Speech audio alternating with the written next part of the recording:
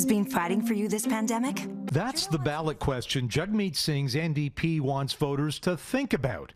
And the NDP is already running ads like this on social media, trying to frame what they think is the key issue of any election we might have this summer. I think the question is going to come down to who's in it for me, who's going to fight for me, who has fought for me, and who has delivered the help that I need. A careful definition of the ballot question is a key part of any election campaign, says this former key strategist in Jack Layton's campaign war rooms. When you have a clearly defined ballot question, it is much easier to identify the voters and the way they will behave on election day. So it's a bit like a magic bullet.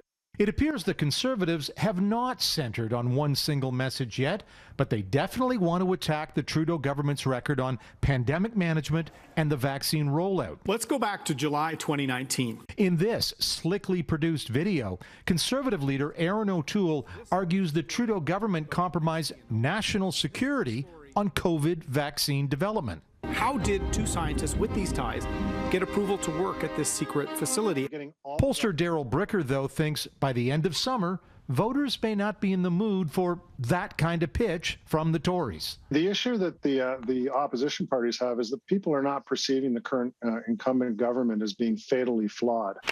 As for the incumbent Liberals, the only claim they can hang an early election call on are complaints that legislation banning conversion therapy and legislation regulating tech giants is stalled in the unelected Senate. Unfortunately, the Conservatives, including members of the Conservative Party in the Senate, continue to show concerns about these legislations and oppose these legislative changes. Now, all parties will spend the next several weeks fine-tuning these pitches, these ballot questions, as politicians once again travel about the country, because for a politician, a two-dose summer is the perfect time to prepare for a late summer general election. David Akin, Global News, Ottawa.